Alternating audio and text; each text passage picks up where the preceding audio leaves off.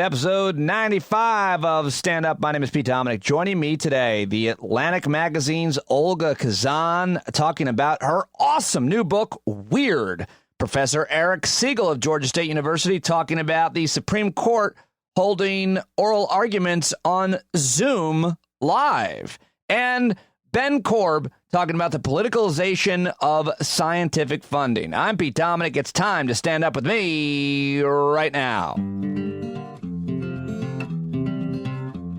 Hi, everybody. Welcome to Stand Up, the show where every day we learn as much as we can from expert guests and have a great conversation while trying to fight apathy. Today, 3 excellent guests joining the conversation. Before we get to it, some of the stories that I'm paying attention to, I wanted to share with you. President Trump yesterday, you probably heard, or Sunday night, was sitting in front of Abe Lincoln, which was really such a difficult image for so many of us to see while on a Fox News town hall, apparently it was called. He said he's very confident that there's going to be a coronavirus vaccine by the end of the year. He said, we'll have a vaccine much sooner rather than later, which means nothing. And he's nothing because he has no idea about science or vaccines. At one point, he was against them. Most health experts have warned it would take at least 18 months to have an effective vaccine ready. But even if the vaccine works, it'll still probably be not a one-time vaccine, but a seasonal one like the flu vaccine that requires updates as the virus mutates. And of course, the president knows the U.S. deaths per day will double between now and June 1st. Like, it's amazing the numbers that we're seeing. Is it 3,000 a day, like a 9/11 every day? Is that possible? The first wave of coronavirus deaths has not even peaked in America, and Trump is already undermining his own guidelines for reopening businesses and communities. It's an insane policy, and as Aaron Carroll tweeted earlier today, I think it was, he's pretty sure the federal policy pretty soon is just going to be simply thoughts and prayers. And by the way, after the second most hated president in the world now, George Bush, released a video over the weekend calling for unity during the coronavirus crisis, Trump on Sunday criticized President Bush via Twitter. Such an unparalleled asshole, and he proves it every day. Speaking of dum-dums, stupid Mike Pence, his vice president, is now saying he should have worn a mask when he visited the Mayo Clinic. He said on Sunday, I didn't think it was necessary, but I guess I should have worn a mask at the Mayo Clinic. Then Mike Pence actually punched himself in the balls, which I thought was really weird to watch and see a person do on purpose. But yeah, he's just not a sharp guy. Speaking of assholes, Chris Christie is talking out of his, and he says Americans must accept that reopening the country, despite COVID-19 death projections, he says there's going to be a lot of deaths because, of course, eugenics seems to be a Republican now policy. And, you know, I applaud Chris Christie for his courage. He's definitely in the at-risk category for simply being an asshole. One of the most common characteristics or categories of the people who are insisting we open back up and get back to work are those who don't have to necessarily be out in public at risk. You know, like radio talkers, like Glenn Beck, who's saying this bullshit, and so many others. I wish Chris Christie would go stock grocery shelves and put himself right in harm's way, but I think he'd probably eat every other package. I'm sorry. Sorry about that joke. Vox.com is reporting that Senator Elizabeth Warren may not be the likeliest vice presidential pick for Joe Biden, although I wish she would be. But she's emerging as the running mate that Democratic voters would prefer most and who they believe would be the best for the job. In a poll that is done with Vox and Data for Progress, Massachusetts Senator Elizabeth Warren ranked first as the vice presidential candidate likely Democratic voters think is most ready to be president and would be best at handling the coronavirus pandemic and implementing policies, including those that benefit working class people. So, again, I don't think it's likely that she'll be the VP. I keep hearing mumbles about Amy Klobuchar, which I think would not be great. I'd prefer Elizabeth Warren or Kamala Harris or Stacey Abrams or any number of female African-American folks to be the VP pick, seeing as that they're the backbone of the Democratic Party. But it's not my choice. Anyway, where is Joe Biden? Is he in a basement somewhere? What's he doing? Now, the other big news I wanted to mention is that Andy Lack is stepping down as president of NBC News. Also, he's a grown man, goes by the name Andy, which, I don't know, I've always struggled with that one for some reason. He's faced a tremendous amount of criticism for the network's handling of allegations against Matt Lauer, and Ronan Farrow's reporting on sexual assault allegations against then convicted sex offender Harvey Weinstein. Ronan Farrow alleged that Andy Lack, among other NBC executives, attempted to kill his reporting on Weinstein, and that Andy Lack himself preyed on female underlings and pursued sexual relationships with them. Of course, Andy Lack denied that, but never trust a grown man named Andy unless it's Andy Bacevich, my friend Andrew Bacevich. He's trustworthy. And finally, this headline caught my eye from William Wan at the Washington Post. The coronavirus pandemic is pushing America into a mental health crisis. Anxiety and depression are rising. The U.S. is ill-prepared, he writes, with some clinics already on the brink of collapse. 3 months into the coronavirus pandemic, America's on the verge of another health crisis, with daily doses of death, isolation, and fear generating widespread psychological trauma. Federal agencies and experts warn the historic wave of mental health problems is approaching: depression, substance abuse, post-traumatic stress disorder, and suicide. Just as the initial coronavirus outbreak caught hospitals unprepared, the country's mental health system, vastly underfunded, fragmented, and difficult to access before the pandemic, is even less prepared to handle this coming surge. I went through my own mental health challenges after losing my job back in October. I dealt with some very severe anxiety and depression and suicidal thoughts. I've talked about it openly, and it's been very empowering for me. I highly recommend you to stay open, be as vulnerable as you can, and get connected to as many people as you can. In lieu of a great therapist or any kind of infrastructure for your own mental health to depend on, just make sure you stay connected with as many people as you can. You are not alone. And if you don't have anybody, reach out to me. Seriously, I'm here. I talk to people all the time, every day almost. I talk to random people, many of which I've never talked to before. But if you listen to this podcast, reach out to me. Nearly half of Americans, according to this article in the Washington Post, report that coronavirus crisis is harming their mental health, according to the Kaiser Family Foundation poll. A federal emergency hotline for people in emotional stress registered more than 1,000% increase in April compared with that same time last year. Roughly 20,000 people texted that hotline, run by the Substance Abuse and Mental Health Services Administration last month. I've been drinking more than I have in the past. I don't get drunk. I never get drunk, but I've been drinking a lot, although I'm out of alcohol. I'm out of whiskey and out of wine, so send some my way. Smoking plenty of weed, drinking plenty of beer, not good beer, but today I just took pretty much the whole day off all that, so... No, wait, I think I did take a puff this morning. I'm lying to you. Anyway, finally, I said finally already, I think, on that last story, but I can't end on that. I wanted to mention this. Nicolas Cage is set to star as Joe Exotic from Netflix's hit series Tiger King in a new scripted series. And according to Variety, they had social media and Twitter all abuzz. Really? Nicolas Cage? What about David Spade? That's why his name was trending. That is a crazy casting, isn't it? Nick Cage as Joe Exotic. Is that right? Also, I read this. Tom Cruise and Elon Musk are apparently going to work together to film something, a movie in space. I read that tonight. I didn't read the details. I just saw that and thought it was hilarious. Just the two of those guys in a room must be a real treat. All right, that's all I got for you here at the top. But take care of each other. Take care of yourself. Reach out and stay connected. And do your best, because this is difficult for everybody. I had actually a challenging day, and I'm not sure why. But my recommendation for you is to turn on music. If you don't listen to music on a regular basis, and I always have to remind myself to turn on music.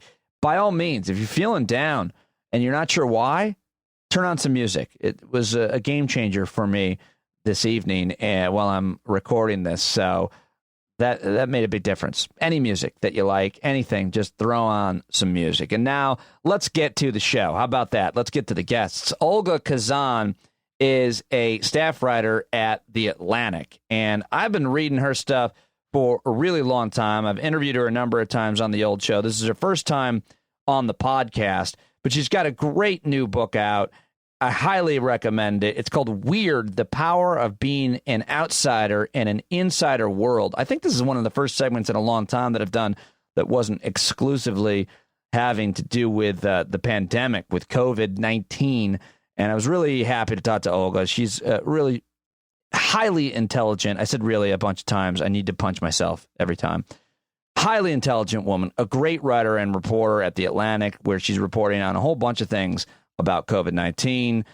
But this book is what we spent our time talking about today. It's called Weird. It's great. You got to get it. Here's my conversation with the brilliant Olga Kazan.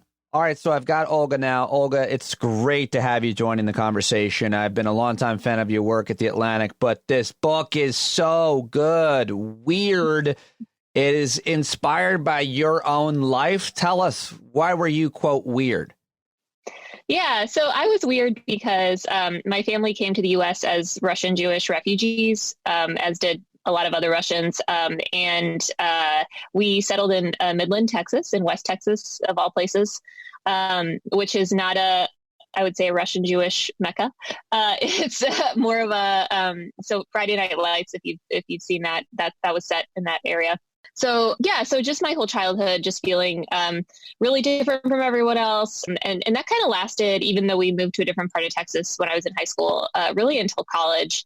And and it was, even though like I wasn't different anymore in college, that feeling of there's something different about me, I don't really connect with people, it kind of stayed with me. Your childhood experiences stay with you. So sure. I wanted to kind of explore that in greater depth. Well, the thing that I learned about Russian Jews is that they're not actually, generally speaking, religious. They're more likely atheists. So it's weird because people don't know. They think you're weird because you're Russian and you're Jewish, but they're also assuming that you're religious, and that must be a difficult assumption when you're like, listen, I'm ethnically Jewish. I mean, how do you explain away, or how do you deal with the assumptions that other kids had about your religion, even though your family wasn't religious? So like growing up, I just didn't tell anyone I was Jewish. It was just easier that way because I was already dealing with the Russian thing, which was already pretty difficult. So I actually joined a Christian church for a while.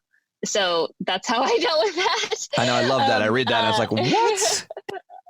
Yeah, it was something. And then now, I do get a lot of like, especially around the Jewish holidays, sources will, my last name's very Jewish and they'll be like, oh, whatever, like have a good Passover or whatever, like, however people say things.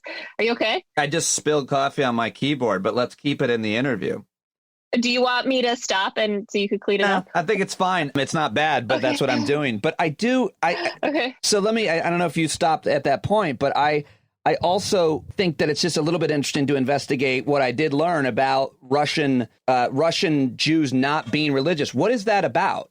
Like, and why were you guys refugees? Like, you guys were not welcome? No, that's a good question. So the reason is that the USSR, the Soviet Union, was not religious. You weren't allowed to be religious in the USSR. Right. So after generations of this, people had basically stopped being religious in any real way. I mean, some Russian Jews continued some traditions, but it really was not, you didn't see the level of religiosity that you see here among American Jews. But the same could be said about Baptists or Christians or whoever else in Russia. And then the reason why is that because of this mandatory kind of atheism, the American Jewish groups saw this as like a cultural genocide. So essentially forcing Jews to not be Jewish anymore, and started this campaign to allocate refugee slots to Russian Jews in the 1980s. And that's how my family ended up here. So that lays out a little bit about how you're weird. I mean, being in Midland, Texas, and being Russian and Jewish is kind of like the basis for the book. But you also just to stay about your story, you still deal with it. You still like that as you said at the top, that never goes away. You're this big, like, I look at you before this book, I'm like, this woman's one of the most brilliant writers. Everything she writes, I want to read. And I judge, she's at the Atlantic and she's a DC person. It's hard to, to understand or to understand your kind of your background and where you come from and how it still might be there. Right. I struggled to how to like really explain that without seeming ungrateful. So thank you so much for saying that. And Sure. I'm really grateful for the opportunities that I've had. At the same time, like your childhood experiences really shape who you are. A lot of research shows that things that happen to you as a kid kind of stay with you. I mean, for whatever reason, this like social anxiety and imposter syndrome that I had as a child kind of stayed with me up until, and I write in the book, when I was doing research for the book, I actually had this really, really severe crippling anxiety episode because I was like going around my hometown and trying to interview people, and people were like slamming their door in my face. And like, that's something that happens when you're a journalist regularly, but I don't know, it just really took a toll on me. And I just was like, this is brutal. Well, that's fascinating and also really sad to hear, but part of, I guess, what you were certainly what you were researching. And so let's talk about, speaking of research, there's a ton of research that you relied upon to write this book. And I mean, I could speak to a lot of it, but I really want to, ask you to lay out what that was, because it's a hard thing to research. The idea that there was all this research, even on being kind of, as you call it, weird, we can describe the other words that you use, was surprising to me. Talk to me a little bit about how it's defined and the language that's used in the research that psychologists that you relied upon for the book. Yeah. So the kind of principle of what we consider weird is based around social norms. And there's a lot of research around social norms. So it's basically just the rules that we all follow every day, especially normally when we're not all in our basements because of COVID. Yeah. So like things like what you wear to the office, how you talk to your boss, how you talk to your friends, how you order in a restaurant. Those are all social norms. And those are people who break those norms are considered weird. So I talk about tight and loose cultures. Tight cultures are those where there's a lot of these rules and a lot of kind of requirements for how to act. So if you think about cultures like the Amish or other kind of tight religious groups, they have, everything you do is sort of mandated from above. That's a tight culture. If you think about like Burning Man or like San Francisco or like some super hippy dippy place. So yeah, like that's a pretty loose culture. That's like there's not a lot of rules for how you have to act. If you go to Venice Beach, sometime you see a lot of people enjoying the loose culture. So it's easier to be weird in a loose culture. West Texas happens to be a really tight culture. It's not only very religious, it has like a long tradition of how to act and how to, be the right kind of Texan. So that I think is especially why it was tough for me. So let's talk about the research that says, why it matters and what it means if you're a nonconformist, if you're weird, if you will, because there's a lot there that says, folks that are outsiders can be really successful. But you also say in the book, it does matter what people think of you. Yeah, so I kind of look at both the good and the bad side. So being ostracized can be really difficult. It can be really hard to not be accepted or to not feel like part of a group. I talk about one study that was done where a bunch of researchers actually, they were going to ostracize each other on purpose. They were going to pick one day of the week and like ignore each other. And they all knew they were going to do that. So it was not a surprise. And so they put like a scarlet letter O for ostracized above their door on a given day. They wrote in their journals from that week was that it was still super painful to have that happen. Like, even though they knew why it was happening and even though they knew it was going to end soon, it was really unnerving, and they were like desperate for any human interaction or attention. So, and that's, some of what we're seeing now with people's mental health issues and their, with staying inside because of COVID, like, no one's being ostracized per se, but having this like enforced isolation can be really difficult for people's minds, but I do talk about some of the kind of upsides of being weird as well. Well, let's talk about the obvious, too, that when we see people who are, quote, weird, who don't look the same, act the same, behave the same, we have often a certain judgment of them. And there's a lot of research into where those judgments come from. It can be pretty primitive, and it does actually tie in you could tie it in with a virus, couldn't you? Yeah. So I had this excerpt out in the Globe and Mail last weekend, I guess. And it's about this concept called the behavioral immune system, which essentially suggests that we have this like spidey sense that tells us to stay away from people who look or act different because they might have diseases. And you see this in countries that were more historically plagued by more diseases and germs are actually more xenophobic and more wary of outsiders, because the idea is that, well, these people coming from other places, they don't act like you, they don't look like you. They might bring some unfamiliar germ that could wipe out your whole little tribe here. You know, this is all from caveman times when we're like less advanced and don't have access to Wikipedia. So we like at least right. So we're like kind of primitively trying to avoid these diseases and illnesses, and we're doing that by staying away from outsiders. So when you see some of this kind of racism directed at Chinese people or Asian people, some of that is a vestige of this kind of really primitive spidey sense that we have that's like, oh, anyone who looks different, I don't want to get sick from them, so I'm just going to avoid them and kind of shun them. By the way, actually, I'm going to say it on the record and to you, I actually behaved that way yesterday in the park. Because I live in Rockland County, and it's been a major outbreak of the virus here, and specifically because the Orthodox Jewish community wasn't, where the measles outbreak also was still congregating at weddings and at funerals and so on. And so I'm at the park, and there's a lot of Orthodox Jewish people here, and I was trying to avoid them. It was like blatantly, I guess, racist, it's kind of to some extent an example of what you're talking about there. Yeah, I mean, it probably was. You were reflexively at some level, even if subconsciously, you were like, well, I don't want to get sick, so I want to stay away from this group of people because they don't follow my customs. And I mean, maybe it was a little more explicit because that's been in the news about that group having funerals or whatever else. Although there's been some photos of like people, hanging out in Prospect Park, but people are probably not avoiding like all young millennials. Right, exactly. Let's talk about the part 2 of your book, which is so good. Everybody's got to get it. It's I cannot put this down. It's The Weird Advantage. And you're talking about people, creative people for sure. And we all know who those people are if we're not that person. You're probably always that person, although sometimes people, unfortunately, don't discover how creative they are until later in life. But how is that an advantage? Yeah, so there's been a variety of both lab experiments and sort of observed kind of natural experiments of people who are in a different culture, or they don't belong in their culture, or they don't belong with whatever group they're part of. And it actually can lead to this burst of creative output and creativity.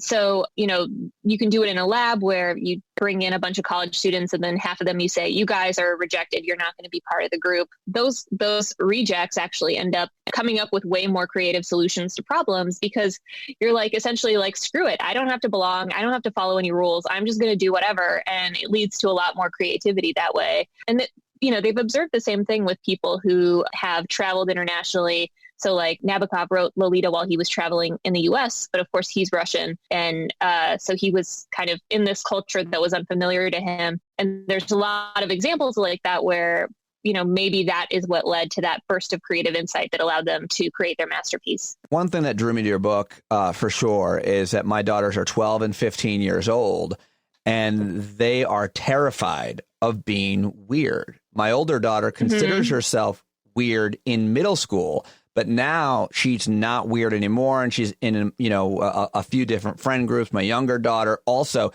terrified of doing anything, Olga, that's outside the norm. And it's really challenging as a parent, because I want to encourage them to be weird, to be original, to be nonconformist, and more importantly, to not have this desire to constantly fit in.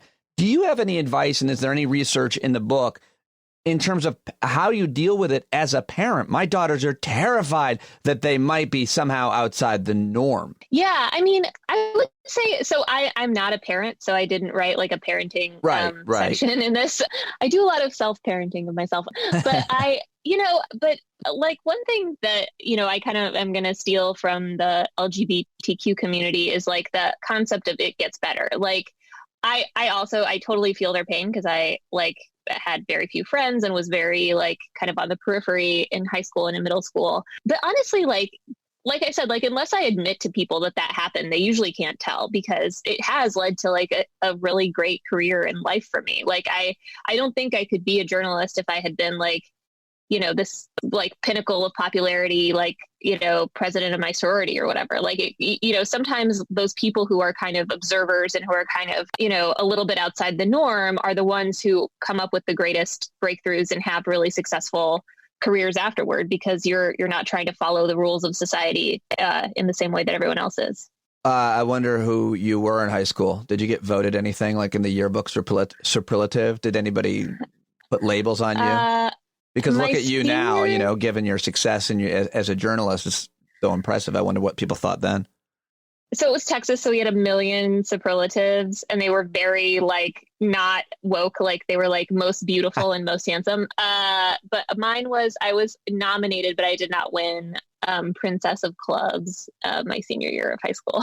Princess which of means clubs. like most, most active in clubs. Yeah. Oh, so you were an extrovert.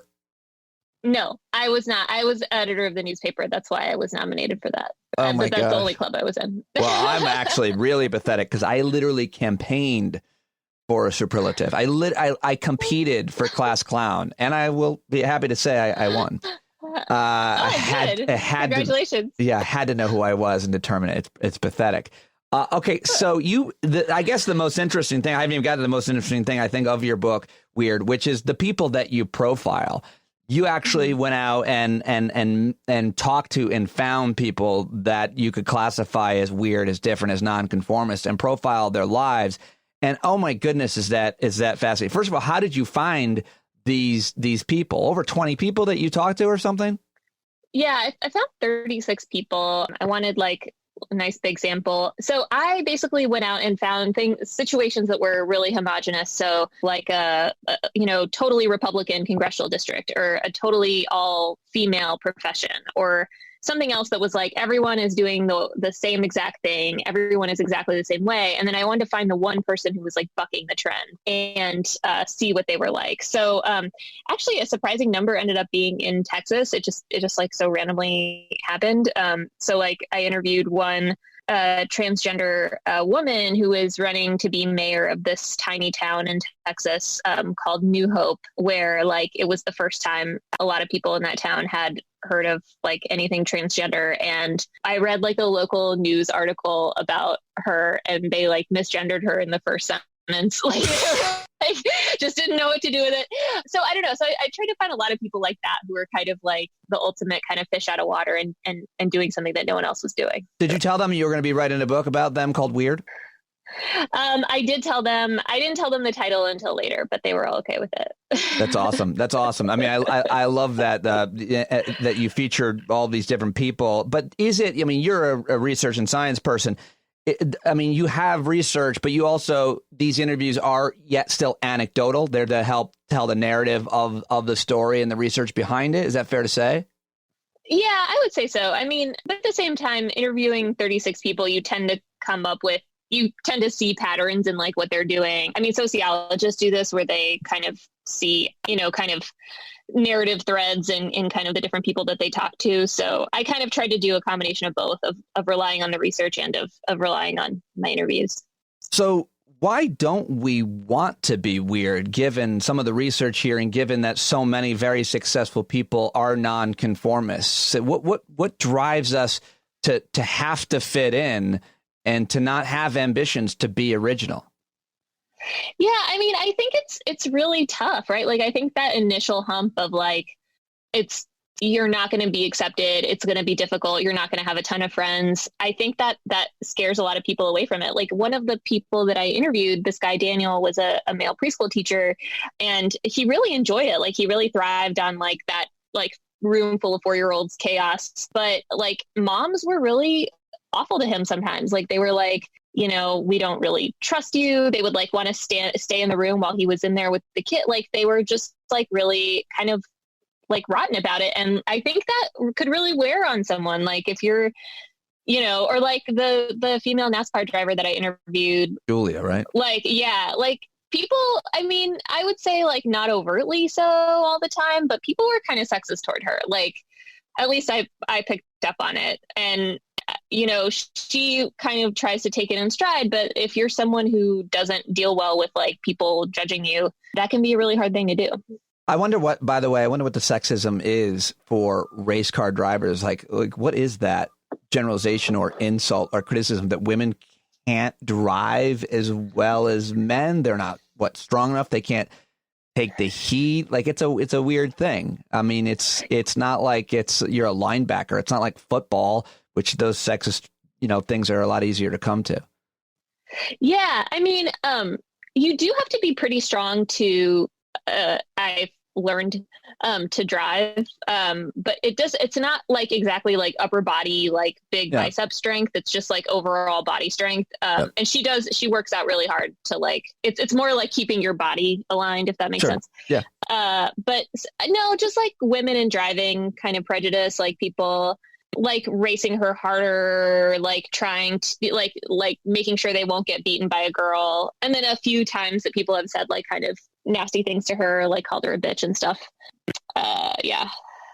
So the other one, the idea that I'm kind of fascinated with is that if you are a weird person, a nonconformist in a situation, and you don't really want to change, there is a way to kind of code switch to convince people to hear from you. And there's this one woman, I think it was a woman, whose story you tell about, she's a teacher and she's teaching some sex education, but it's in a very conservative and Christian community. Can you tell me a little bit about that one?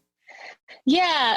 So it's not, yeah, totally. So this is Beverly. She's a sociology professor, and she's not teaching quite sex education, but close. She's teaching gender studies to college students. And basically the problem she was running into is that her class so it's a very Christian area. And, she would introduce this concept of like sexism or gender roles or whatever else. And people would like respond with teachings from the Bible and kind of dismiss out of hand what she was trying to say, and just in general not be very receptive to the idea of feminism and kind of just some of those like notions from gender studies. So what she did was this concept called idiosyncrasy credits, which is where you kind of like, it's essentially like meeting people halfway, and it's like kind of like conforming at first to whatever the situation demands, and then kind of like slowly introducing your weird ideas. So she would start out with, okay, let's talk about men and masculinity, right? And so like the men are like, oh yeah, okay, that's about me. And then like slowly start to introduce like feminism and lipstick and like all this, gender pay gap and like glass ceiling, kind of after people have gotten comfortable with the fact that she's even there and talking about gender studies. Someone else I was talking to said that you often see this in romantic relationships, where at first the person's like, oh yeah, it's like whatever you want to do, and we can watch whatever movie you want to watch. And then like later you're like, I'm a total freak and we have to do X, Y, and Z. Yeah, I did a little of that to my wife early in our relationship when she thought I was really clean. And then she moved in with me and she's like, what's going on? I was like, gotcha. Yeah. What are you going to do? Find your own place in New York now? It was very dishonest. Very dishonest. Yeah, what's it called? Idiosyncrasy. It's really fascinating because there's a way to win people over and still do your work, do what needs to be done to get the relationship or the job done.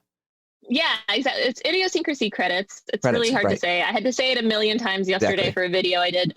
That's why I made you do it. But like you can use this at work. Like, if you're in a really straight-laced office environment and you really have like one crazy project that you want to get through, just kind of be a yes man and say yes to whatever for the first few months and then kind of spring it on them after they've accepted you. Yeah, I love that idea. All right, finally, part 4 of the book, which everybody's got to buy. It's so good. It's to stay different or to find your own kind. What should be the goal in life? I mean, there's different goals for relationships as there is for careers. And do I want to keep getting along, by the way, with my family? I don't like any of them. Do I have to keep fitting in? So how do we know what the path is? Is it determined by what the goals are? Yeah, I mean, this is a really tough one. This doesn't have like as many like just do this takeaways. Right. I would say that like, so what was most interesting to me about this final portion was interviewing these people who moved out of California and to Texas so that they could be with other Republicans. And it just goes to show, I mean, how difficult it can be to not fit in and to feel like everyone is, I mean, these Republicans felt like everyone was judging them for voting for Trump, and that they couldn't air their ideas openly. Plus they wanted cheaper real estate. So they moved from Long Beach to McKinney, Texas, with the help of this company called Conservative Move that helped them relocate, which I don't know. I thought that was it was a genius business idea. I always wonder capitalizing on this. Yeah, absolutely. Whoever came up with that is brilliant. But I always wonder about when people are in that situation and they do make a move. Is it similar to other things in your life where you think you're going to be happier if you live here or do that, and you go and you move or you do that and you're not actually happier? And it wasn't necessarily about the political ideology of your neighbors. It was more about any number of things, from your marriage to your career. I would imagine you probably feel more comfortable and happier. I'm making that assumption if you're not constantly feeling judged by your neighbors. But then again, I don't know. How do they end up? Yeah, so it was so I talked to one couple who moved to McKinney from Long Beach. The guy was a conservative, and he felt like he couldn't, he was really happy to be able to wear his Trump t-shirt outside and not have people throw things at him. I mean, I can't not judge wearing forget about that, a politician's name on you. It's the weirdest, one of the weirdest thing about the Trump thing. I loved Obama, never had anything with his name on it. My neighbor's got a Trump flag that he waves, and you kind of understand what that's about. Look at me. This is who I am. But I'm sorry I interrupted you. That's so interesting to me. No, it's okay. But what I found is they're living in McKinney, which is where I went to high school, in McKinney, Texas. And he's very happy, they don't have to recycle anymore. They can support Trump. They can pray at their job or whatever. So they like all that stuff. But then they were well, but we haven't made a lot of friends here yet. And why isn't drinking more of a thing here? So this is this, total white picket fence suburb. And it is there's not any bars, and drinking is not very, it's kind of frowned upon. Wow. So even though they moved, it's not a perfect, fit. You still have to go out there and try to make new friends who, like you, love Trump, but also love drinking or whatever. I mean, that's so weird to me. I'm really trying to relate to that. I'm I love drinking and smoking weed, and I'd rather drink and smoke weed with a bunch of Trumpers than hang out with my own kind and not. I think that's where I'm at on that. That's just me. But I live in mixed company anyway, on all of those issues: drinking, smoking, politics. Well, listen, I'll let you go, but I'm, as you know, a big fan of your work at The Atlantic, and this book is so good. One question about COVID-19, which is just nobody's talking about what would happen if a vaccine isn't really effective. I feel like that's not being discussed. Do you have any take, and have you covered that at all? I haven't covered that. I think it's unlikely that a vaccine would be released if it's not very effective. That's part of the one of the rigors that they have to put it through. I think it's more likely the greater danger is that the vaccine just won't be out for years. Right. But usually when vaccines are released, they are fairly effective. Or even that a frighteningly large percentage of people, including some that you profiled in your book, wouldn't want the vaccine because, Bill Gates is going to now control you, or whatever number of craziness. They would just wouldn't take it. Yeah, that's a huge concern. I mean, but hopefully people would see, hopefully people are frightened enough of COVID that they would embrace that when a vaccine becomes available. All right, Olga, thank you as always. I appreciate it. All the links to Olga's work are in the show notes for this podcast, but you should really get this book. I learned so much from reading it, and I highly recommend it to everybody. I mean, frankly, this was one of the first segments I've done that wasn't directly related to the pandemic and COVID-19 and all of the things it affects, because I think it's such a good and important book. So thank you very much for joining me. Absolutely. Thanks so much for having me on. All right, Olga. There it is, Olga Kazan. That's her Twitter handle as well. Follow her on Twitter. Get that book. I have barely scratched the surface. I wasn't as prepared for that interview as I normally like to be, because I just started reading the book and skipped around a lot, read the articles about it. Yeah, I did my normal couple hours of prep, as I do for most of my guests, but I can't put it down. I really am enjoying it, and it's fascinating, the research and the people and the anecdotes and the stories that she tells. She's a great reporter, highly intelligent woman, brilliant, articulate, and I think it's just a great book. I can't recommend it enough. Go get it. All right, now I don't have to generally prepare as much for my friend Eric Segall, but I did know that the court was hearing its first oral arguments working from home. What are they wearing? Probably their robes, right? Huh? They are on Zoom. This is audio. It was live. Eric Segall has been arguing forever to have cameras in the courtroom. Here's my conversation. It's always a good one with @eSpin Segall, Georgia State University constitutional law professor, the author of Supreme Myths and Originalism as Faith. Here it is. The legal. Eric Segall. Okay, so I wanted to talk with our good friend, Professor Eric Segall, about the Supreme Court this week began hearing oral arguments, and they will for the next couple of weeks. This is the first time this has happened in history, and I guess the audio is available to the public live. But these arguments are scheduled to take place Monday through Wednesday on the weeks of May 11th through May 4th through May 11th, beginning at 10 a.m. East. So, Eric Segall, you are doing nothing but sitting around listening to those. Thanks, as always, for joining me. Hey, pal. Yeah, no, they were live today. Today's Monday. It was live today. First time ever. It was a case that maybe a lot of people wouldn't find very exciting, but apparently, according to Twitter, my feed anyway, a lot of non-lawyers were listening. And the big thing, Pete, is the sky didn't fall. If you look outside your window, you'll see the sky is still there, despite predictions from Justices Kennedy and Justices Breyer and a bunch of other justices. Notice that's one liberal, one Democrat, one Republican in the past, saying that if the court goes live, all kinds of terrible things will happen. But the reality is it was fascinating. And a lot of people listened. And even though it was a kind of a, boring trademark case, I got in trouble for saying that on Twitter from trademark lawyers. For your audience, really quick, Booking.com. I've used Booking.com. It's a place where you go and book hotels and airfares. They want to trademark their name, but the issue is booking too generic to trademark? I know nothing about the legal issues in the case, but the arguments were strong. The justice asked a lot of questions. Justice Thomas spoke on several occasions and asked Justice Thomas asked more questions today than he's asked in the last, I think, 10 to 15 years. What's that about? Because it was being taped live? It wasn't taped. Because it was live, he wanted to be heard or something? He never says anything.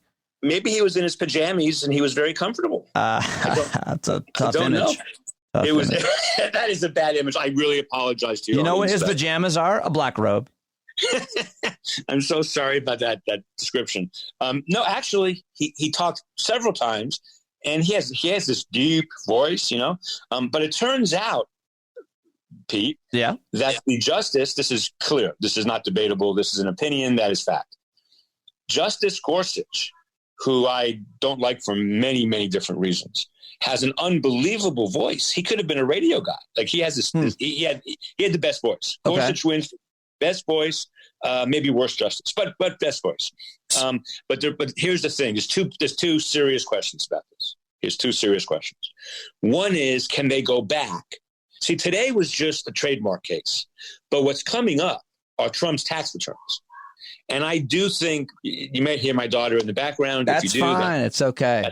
That's just the virus.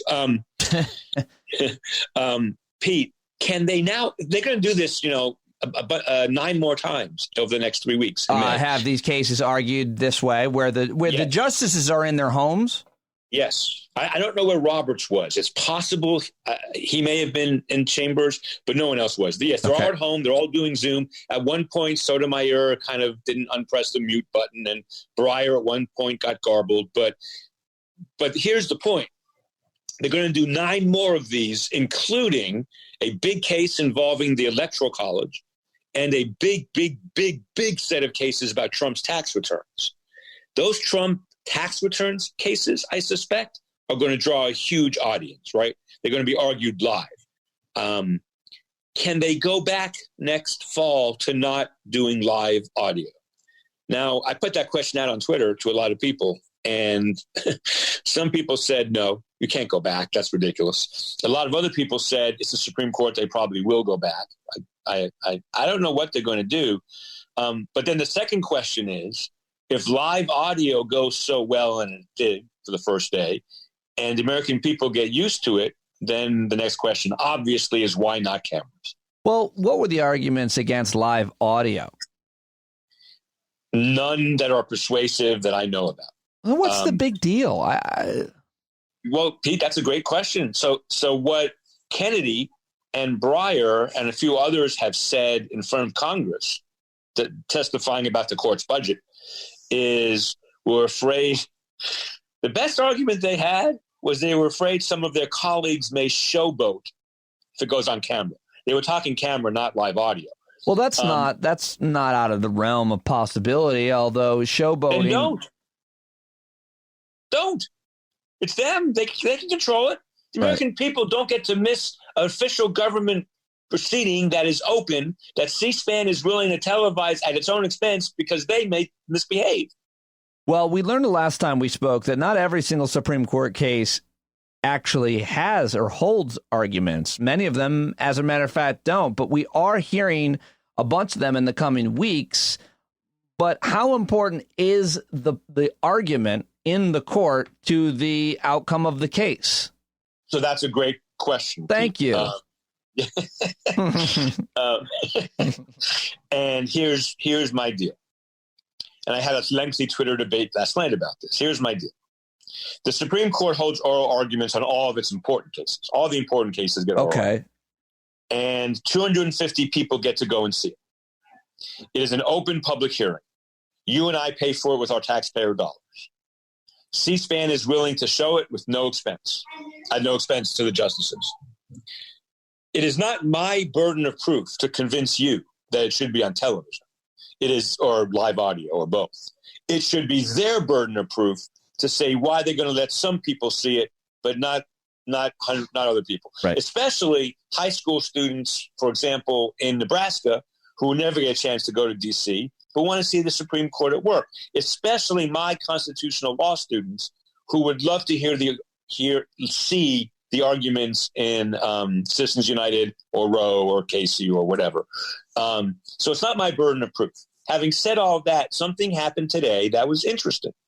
There was a very experienced, both lawyers were women, first of all, which is incredibly unusual. There are very few women who advocate regularly at the Supreme Court. One of them today was one of those regular advocates. And Justice Gorsuch said something, and she responded, "No, Justice Gorsuch, you obviously have not read my expert's testimony." Ooh. And it was snippy. Wow. It was snippy. And Gorsuch reprimanded her a little bit. Really? And she's an experienced. Can you be that way if you know that this judge is never going to vote for you? You might as well just stand up to him or her? I don't know. Doesn't seem like a smart way to win over a court justice by that kind of tactic. Right. Well, here's the point. Whether it is or is not, it's a terrible way for litigators to talk to most judges. Here's my point. Were that captured on film, even audio is going to be great. I mean, we do get audio 5 days later. I mean, the Supreme Court's audio is there. This is not about audio today. The thing that happened today, of course, is about audio. The question is, will this lead to cameras? That's the big question. And capturing her doing that, her body language, Gorsuch's body language, which I'm sure was something like, "Blah!" You can't see that because it's not, but would be fantastic teaching material to lawyers all over the country. Right. It's one thing to show a film of a lawyer arguing in front of, Judge Podunk in Arkansas. It's another thing to show a judge arguing in front of the Supreme Court. Again, though, I want to repeat, as I've said to you on this podcast and on your show for 10 years, it is not my burden to show why this should be televised. It is their burden to show why it should not, because it's an already open public hearing. You've been making this case for a long, long time, and I'm sure there's lots of new listeners that haven't heard you make this case. Why is it so important in your mind to have the Supreme Court arguments on camera? So there are a lot of reasons having to do with teaching and history and just the fact that it's a governmental hearing that's really important. But that's not and a lot of people make those arguments, but that's not my biggest argument, Pete. My biggest argument won't surprise you. There is a mystique about the Supreme Court. It is a marble palace on the hill. Literally, I'm not making that up. It's literally a marble palace on the hill in Washington, D.C. And you don't see them unless they're selling their books. That's the only time you ever really see them. And they have this mythical status as oracles of wisdom. We need to show them as they really are, which are often good, hard faith working judges. Not really judges. That's a different conversation. Let me rephrase that. Good, hardworking public officials who wield enormous power over us. Abortion, guns, campaign finance reform, the Electoral College, one person, one vote. Go on and on and on. So government officials who do their business, who are so important and have public hearings, we should see who they are, what they're like. So, for example, would Justice Thomas have not asked a question for 10 years? Were he on TV 3 times a week from October until, May? I don't think so. If he did do that, the American people should see that because, Pete, the reality is Justice Thomas and Scalia, Justice Thomas has this habit sometimes of kind of smirking a little bit and, he never talks, so he's doing other things. Well, let's see it. Let's see what he's like. Right. So that's one more thing about that. So in May and June of normal years, not this year, but in non-epidemic or pandemic years, the Supreme Court issues its most important decisions middle of May to the end of June. The arguments are all done. There's no more lawyers. Lawyers don't speak. The justices come out, and the justice who wrote the opinion might describe it or read it. A dissenting justice, if it's an important case, will read or describe his or her dissent. So I never forget the day of Obergefell, when the Supreme Court ruled that states had to recognize same-sex marriage. And across social media, millions of people celebrated, and probably millions of people didn't celebrate. That civic engagement is a positive thing, however you feel about that issue. If it was on TV, it would be that civic engagement times 50. And that's good for America, period, whether you agree or disagree. Because these 9 people, or usually 5 out of 9 when it comes to June, wield enormous power over your life.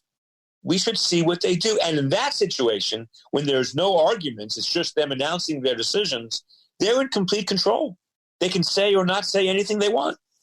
You mentioned this. It's all really important. Obviously, you always make a great case. You mentioned this boring trademark case, but coming up this week, you get a birth control access case. You've got Native American land versus religious freedom next week. And on Tuesday, May 12th, Trump finances. The case is Trump versus Mazars, consolidated with Trump v. Deutsche Bank and Trump v. Vance. I don't know what these 3 things are. Pete, they're so important. We should do another entire podcast episode. Well, give me a quick response or a couple minutes on it. So congressional committees have, by the way, Trump is not a defendant in those cases. Those cases involve the Congress, and let's just take Deutsche Bank. Deutsche Bank has Trump's financial information, because they lent him hundreds of millions of dollars over the years. Deutsche Bank has enormous connections to Russia, to money laundering, et cetera, allegedly. So Congress, in investigating not just Trump, but investigating what financial disclosures we, the American people, should require of the president or somebody running for president, which obviously is a huge issue that goes beyond Trump. They want that financial information. Deutsche Bank is just a private party that has to respond to a subpoena, like you and I would. Trump's lawyers came into the case and said, we want to be a third party, and we object to this disclosure. Every lower court has upheld that these documents have to be given to the Congress. Pete, our country depends on this. If Trump's financial documents are turned over to the Congress, which is controlled by Democrats, we're going to learn about Trump's money laundering factually. We're going to learn, all that stuff. So these cases affect the next election in a huge way. It should be, and I'm not talking about during the virus, but in normal times, how could that not be on TV? This affects every American. This is such a consequential case, and it could be decided in any number of ways. No. I mean, it could be. It shouldn't be. I wrote a piece for this for the Harvard Law Review. No, could not should. Yeah, go ahead. Yeah. I mean, you think you have a good thoughtful take on how this should be decided. Yeah, under the law, this seems clear to me. Congress is doing its job. Now, let me be clear. Personal information about the president not relevant to his professional political life shouldn't be turned over. If he gave X number of dollars to his to his grandson or whatever, no. But to the extent, for example, there are connections between him and the Russians that can be proven, that's fair game, since he ran and several times said to the American people, I have done no business with Russia. It's like Clinton saying, I didn't have sex with that woman, right? I mean, he said, I don't have any financial connections to Russia. If these financial documents prove that he did, that's fair game, don't you think? Of course it is. But I mean, by the way, we have on the record, Don Jr. saying we have a disproportionate amount of business in Russia at one point. He said that. Yeah. It's possible that they got all their business out of Russia at some point, but not, seemingly very realistic. But despite what? Miss Universe in Moscow, which Trump owns, I believe, was 2013. And of course, he was trying to make a deal for Trump Tower, Moscow, whether or not, obviously that apparently didn't go through, but he's trying. And furthermore, putting Russia aside, any politician, mayor, governor, or president, we should know where you're invested. I mean, there's a lot of questions now. I don't know that Trump's taxes would show this, but that he was heavily invested in these stupid drugs that he's pushing to cure. Or that he wasn't, right? Even more pernicious, that he wasn't at all invested in these drugs until the virus, and then he financially tried to capitalize on them. Like we saw some senators selling stocks. He invested in and promoted a drug. I mean, we have no proof that that's the case, but the bottom line is you should know where any politician has their investments. That's not liberal or conservative. So we agree on that, Pete, and there's even we agree on that 100%. It was well said. There's another principle at stake here, kind of a separation of powers principle. Congress is doing its job, and it's doing its job that it's elected to do. Deutsche Bank has no basis for objection and hasn't objected in that sense. For the president to come in and say you can't get this, it is about him, but it's about more than him. It's about other things too. I don't think the president should be able to stop Congress from doing this, with the proviso that maybe a judge eventually decides what is confidential and personal and what is, professional, right. what the American needs to know.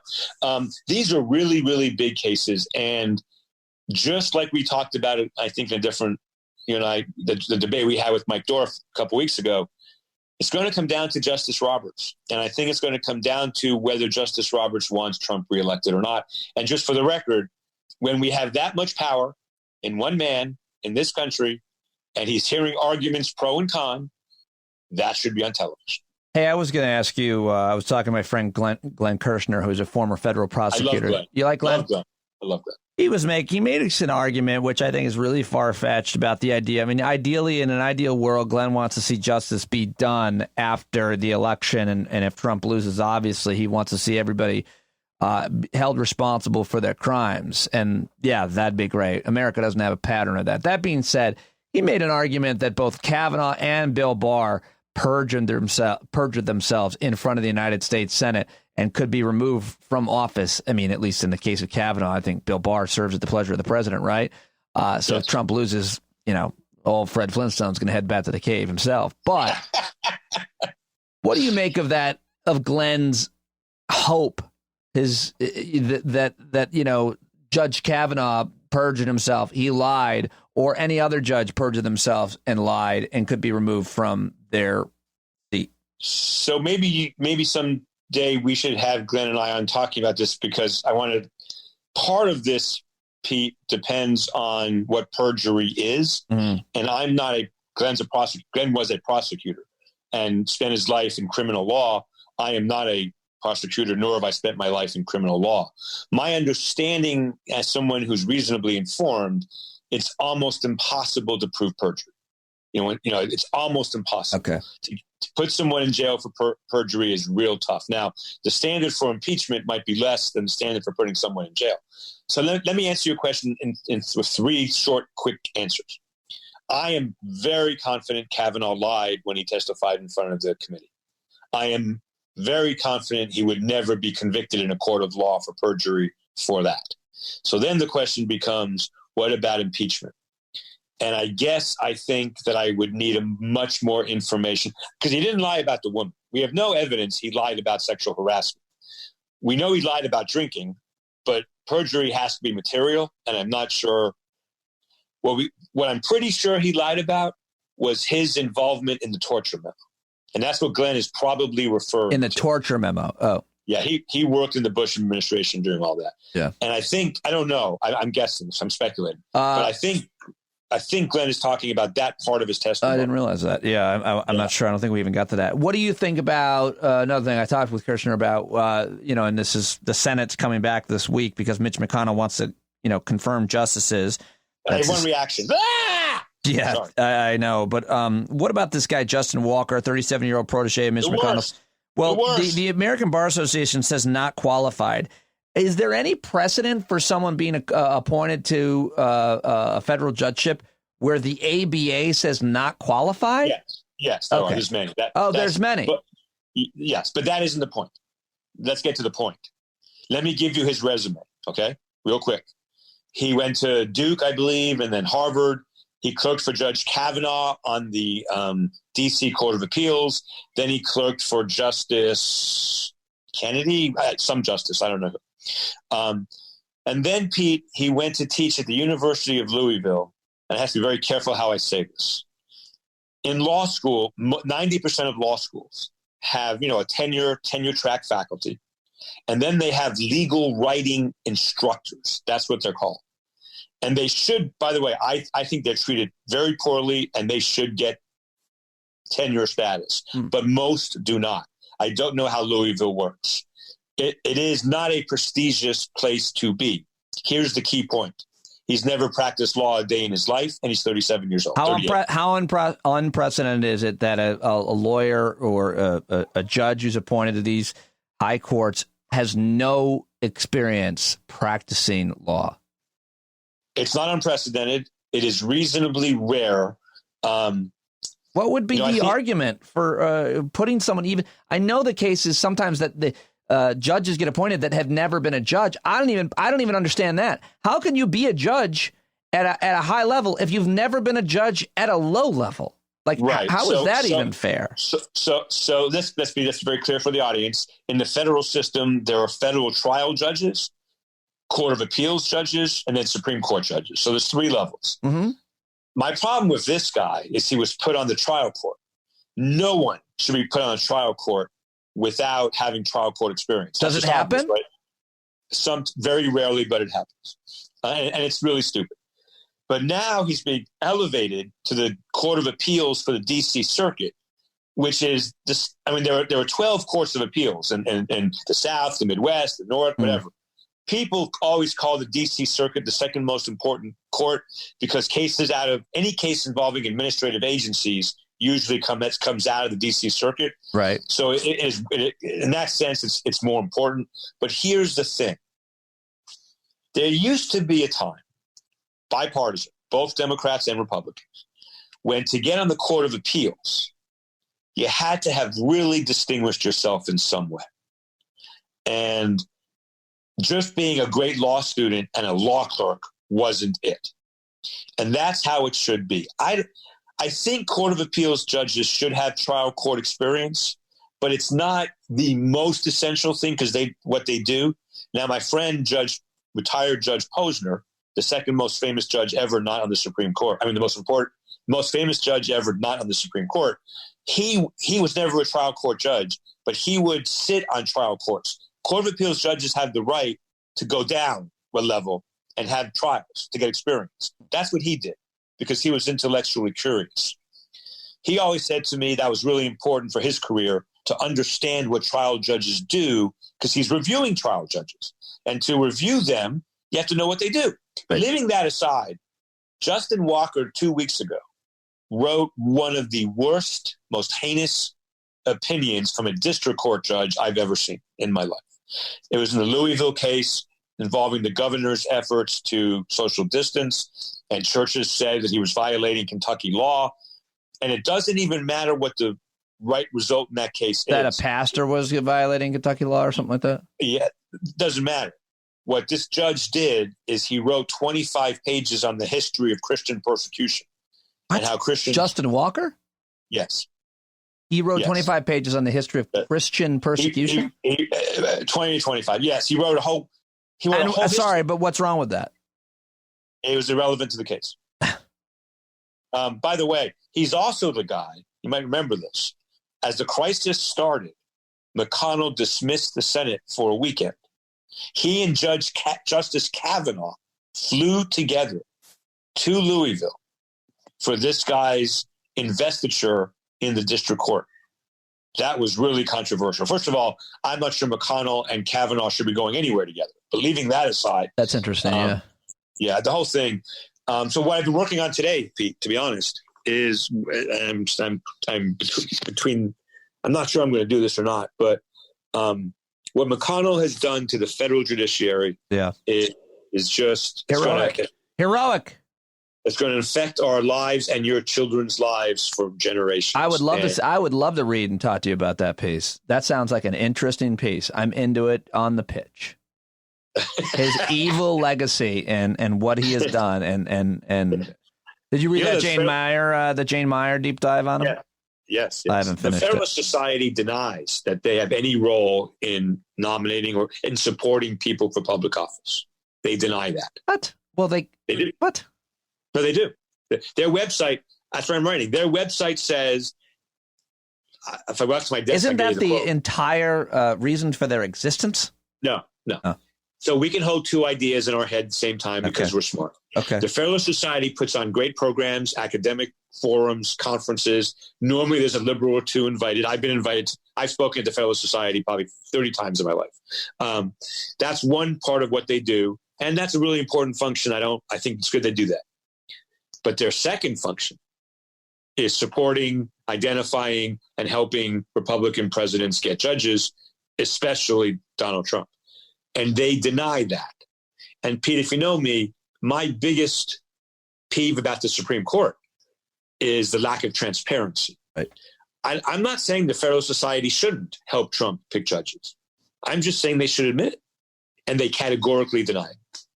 One more question for you before I let you go. And I didn't tell you I was going to talk to you about this. So if you're not prepared to say anything on the record, what do you think about? Have you followed the sexual harassment allegations against Joe Biden? Yeah, a little bit. I'm not an expert, but a little bit. Well, would you say it's fair to compare what he is allegedly accused of and what Justice Kavanaugh was accused of? A lot of people wanting to make that comparison. So I want to say something very clearly with absolute precision. I don't give a fuck because it's the wrong analogy. Huh. The analogy, he's not running against Kavanaugh. The analogy is we have two people running for president. Right. Both have been accused by women. In one case, like 20.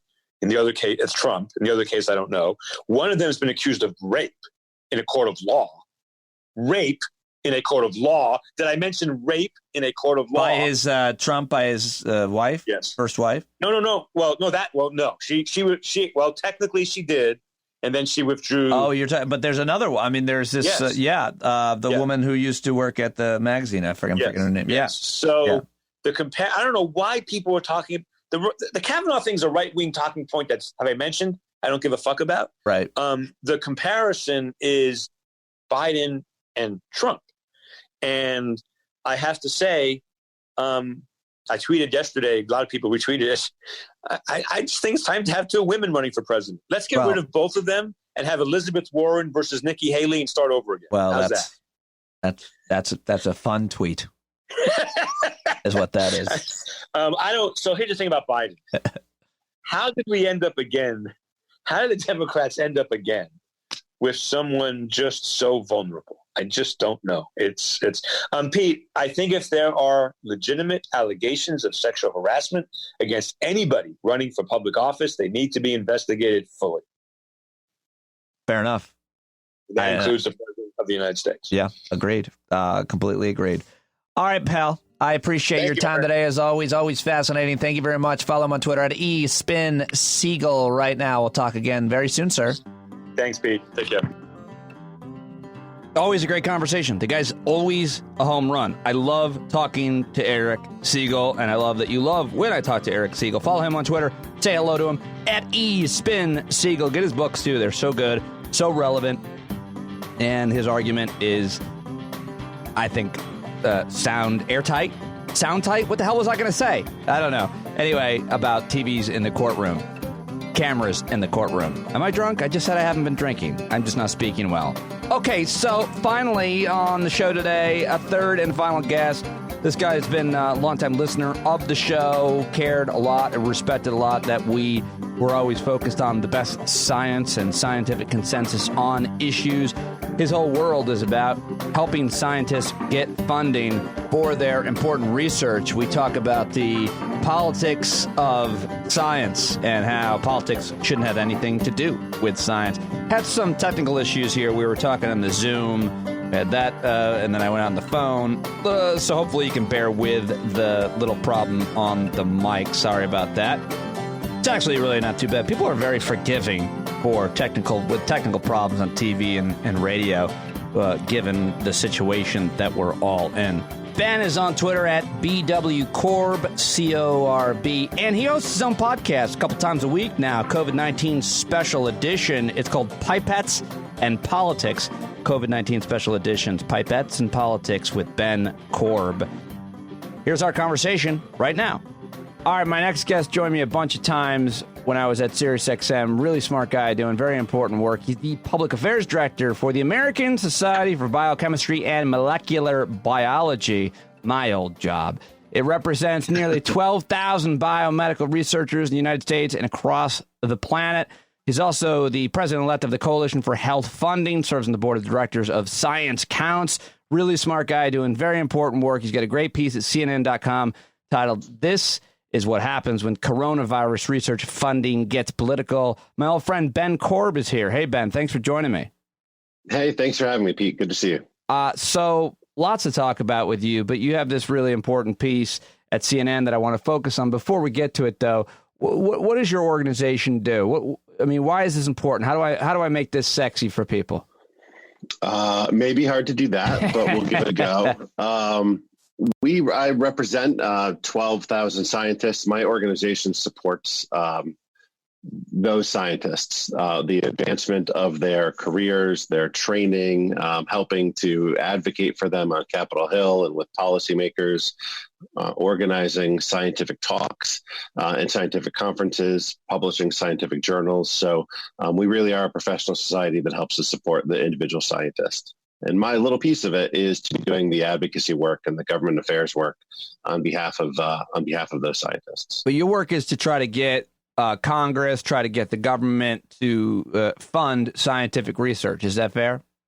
That's absolutely right. To continue a strong, robust federal investment in science and research, and to try to keep politics as far out of that research as is possible. I mean, isn't every grant, isn't every funded project somehow political, or do I have no idea what I'm talking about? Because I really don't. It's political in that it's funded by, the National Institutes of Health is taxpayer dollars. And so it's political in that it's members of Congress that determine the budgets.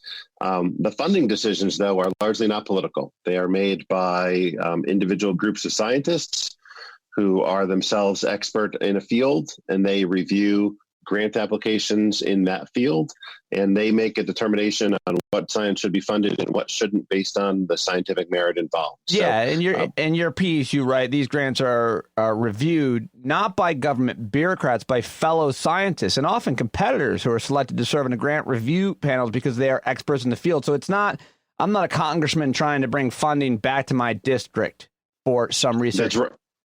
That's right. There's not a lot of pork barreling that happens in this sort of thing. There are research grants in just about every congressional district and certainly all 50 states. A lot of it happens at the universities that are all across the country. But it is not an individual member of Congress that gets a scientist a grant or a university a pot of money to do research. It's those scientists themselves that have earned it through merit. And NIH is the organization or the institute, government institute that funds most of it that you're dealing with? That I'm dealing with, yeah. I mean, the NIH is the world's largest public investor in biomedical research. Some of my members are also supported by the National Science Foundation, which doesn't do biomedical research, does biological research, so research into cells, but not with a medical or health kind of angle. Some of my members are also supported by the Department of Energy's Office of Science. And there are people that are funded by a variety of other federal science funding agencies. And we can get all into that, and there's a lot of listeners that understand that because they got to get those grants for their research. But just one more question on it, which is sometimes you'll hear about a project which sounds like, to a taxpayer, I can't believe there's $1 million going to caterpillars on treadmills or honeybees to see if they can fly backwards. And that kind of thing becomes demagogued by politicians who are trying to demonize their opponents often. But then you turn the page and you find out that caterpillar on the treadmill is going to cure pediatric cancer. Now, I just made up a caterpillar on a treadmill, but you know what I'm talking about. Yeah, absolutely. One of the things that we like to point to is, several years ago, the criticism was of a research grant that studied shrimp on a treadmill, which certainly doesn't sound very logical. And you wonder how they get the sweatbands on their heads. But the reality is that was research to try to understand the economic impact or the eco impact of the Deepwater Horizon oil spill in the Gulf of Mexico. And there are, thousands of families in the Gulf that rely on the water there and the environment there, and fishermen that rely on that. So that research was, look, on its surface, it doesn't seem to make sense, but it was peer reviewed and supported because the science was just and worth doing. Yeah, we don't have a lot of respect for this for science in this country, so it's really easy to demonize. And by the way, when I was at CNN, I went down and reported on and met with a whole bunch of both shrimpers and the warehouse where the shrimp went, and they were devastated. That the entire industry was devastated. I'm not sure where they are now. I'd love to follow up with them maybe someday. All right, so Ben, you're jumping out. Your CNN piece is a criticism of a move that's occurred. Politico was the first to report this. The headline was Trump cuts U.S. research on bat-human virus transmission over China ties. What is this story about? Again, you see the headline, you hear the move by the Trump administration. It's very political, and then you read into it in your piece and you realize, oh my goodness, the work that was being done was vital. What is this about? Sure. So there's a researcher at an organization called the EcoHealth Alliance, which is in New York City. And the lead researcher there is a virus hunter. He's a guy that looks to understand where viruses are, how they're transmitted, the threat of pandemic, how we can counter that threat, and how we can really understand how these viruses operate. He is a well-respected scientist. He is a member of the National Academies of Medicine. He's been doing very good work in this space for a very long time. His grant in question was funded originally in 2014, served the 5-year term that it was operated in, and he had to competitively reapply for funding, and the reapplication for funding was approved in 2019. So he's clearly doing merit-worthy work in the area of bat-to-human virus transmission and pandemic, which sounds familiar because we are dealing with a pandemic currently that seems to have had some kind of bat-to-something-to-human transfer. I suppose the crime that the investigator committed is that he partnered with a virologist in Wuhan, China, at the Wuhan Institute of Virology. And Wuhan, China sounds familiar because it seems to be the location and where this particular pandemic started. Now, the scientist that he studied with and joined up in China is also an expert in the field. She's well-funded and well-recommended. Together, they have published over 20 scientific articles and studies in this area. In fact, some of the foundational research that the EcoHealth Alliance did specifically on coronaviruses, not this one, but the broad spectrum of coronaviruses, helped researchers to understand how the virus operates, and helped another researcher identify, for instance, that a drug like remdesivir may be a drug that can work in helping to combat the impact of a coronavirus. And so these are people that are doing good work and good science. The problem is that they're doing it in the Wuhan, or some of the work is being done at the Wuhan Institute of Virology, which has become, in a lot of ways, the boogeyman of the COVID-19 pandemic. Well, I mean, you mentioned something about where the virus came from. Are you saying that I mean, there's some controversy as to where it started? Was it in the wet market and Wuhan, or was it in this actual facility? Are you saying that you know, or that you have an inclination? I'm saying that I don't know. Okay. I'm saying what I do know is the science indicates that, one, the virus is not a man-made virus. So, the people who think that this was made up all entirely by somebody in a lab, that seems highly unlikely. I also know that it seems highly unlikely that the virus was itself modified in a lab. So it seems to be a really naturally occurring virus. There are some who think that it's possible that the virus escaped the Wuhan Institute of Virology, that someone in the lab was sloppy with what they had done. That is a possibility. That is not the reason, however, why the research was pulled. So if there was evidence that said that this virus came from this lab, and it's a risky, dangerous, sloppy lab, and we must remove their funding, they would have said that, and that would have made sense. But that never came out. That wasn't the justification for stopping the research funding. What was the justification for stopping the research funding? I mean, has the Trump administration had to answer for this? No, the NIH has not publicly commented on the reason for stopping it. They have, according to the EcoHealth Alliance, they've received a letter from the NIH that says that their research is no longer in the priority of the agency, which seems hard to believe given what we are all dealing with right now. That research into bat-borne virus and coronavirus is no longer in the purview or priority for the National Institutes of Health. How could that be? I mean, is there any way to justify that? Can you see it any other way? I mean, it's hard for me to understand how this could. Is there any evidence of that funding going there? No, not certainly not in the numbers of the $3.7 million. There is a small amount of funding that the EcoHealth Alliance has collaborated with the researchers there, and they did that because those people are experts on coronavirus. And so you work with experts, and that's what we would hope any scientist would do, is work with the best and brightest and smartest people out there. But in the numbers of $3.7 million, no, there's no evidence of that. I mean, in your CNN.com piece, Ben, you write this sentence, and it's a heavy allegation. It seems that Trump's desire to keep the spotlight on China's role in the pandemic has overridden scientific independence. You obviously believe that. You wrote that. That's a pretty heavy allegation. Why would they do that? What I have seen is a string lately of trying to blame China for this. And so it started with the president saying how he believed the NIH was throwing its money away. That turned into those reports on Fox News about $3.7 million. That evolved into President Trump saying, I know about this, about the grant, and I'm going to put a stop to it. And that coincided with Senator Tom Cotton speaking and saying that Chinese students shouldn't come to America and study science or STEM. They should come to America and study something American, like Shakespeare. Yeah. And so what I find odd, and the independence part that I brought up, is this is a peer-reviewed grant. If there was not good science happening, I'd like to believe that the peer review process would have identified that this wasn't worth funding and doing. And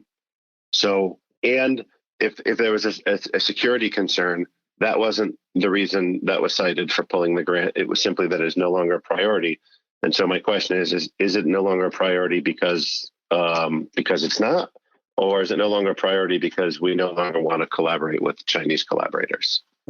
Do you think there's a problem with American scientists and Chinese scientists collaborating? I mean, can you see an issue there with the Chinese government being so dishonest about things? Does that not extend to the scientific partnerships that we have with their country?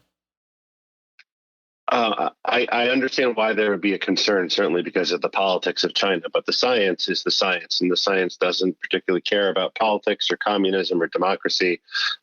American science is in itself international at its core. We train the world's best and brightest. They come to universities, they study. They study here. They get trained here. They get their PhD here. Most of them stay here to continue to do the research. It is an international collaboration. It always has been, and we would certainly like it to always continue to be, regardless of the country where another expert may be coming from. And what do you make of those Senator Tom Cotton comments that you mentioned, with him saying that Chinese citizens shouldn't be allowed to come here and research science? How strange does that sound, given what you do for a living in your background?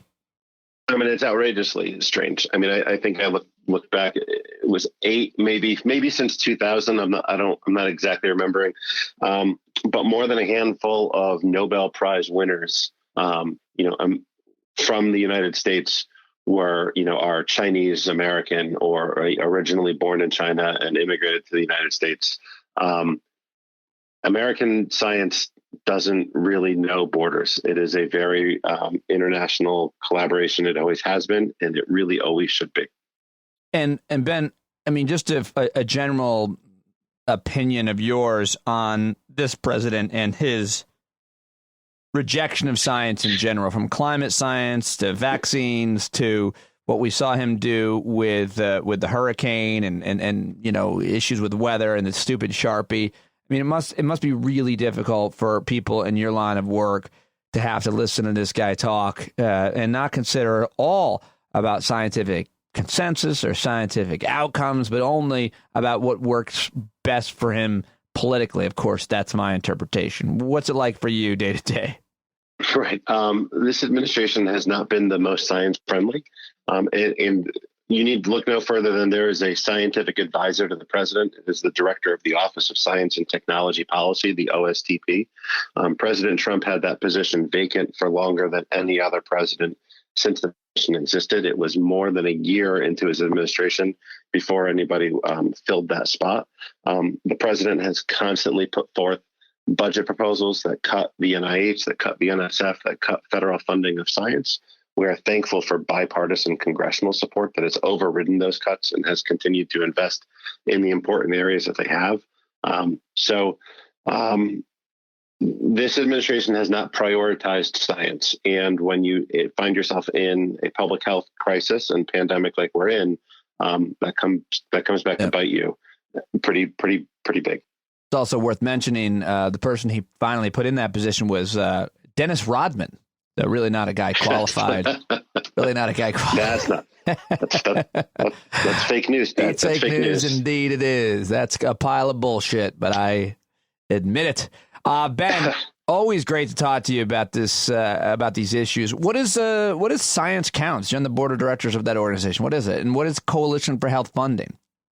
Sure. So the Coalition for Health Funding is a 50-year-old organization that represents the entire cross spectrum of public health funding needs, from researchers to clinicians to state and territorial health folks that are at the front lines right now, to patient advocates, to everybody in between. So the entire public health spectrum is represented with that organization. And so we're all certainly very busy dealing with a public health crisis for several months now. Yeah. And ScienceCounts is a nonprofit organization that's working to find ways to help raise the public's awareness of the value and the importance of federally supported science. Including Chinese people visiting America. They count. Including everybody, including good scientists. Unbelievable, the world we live in.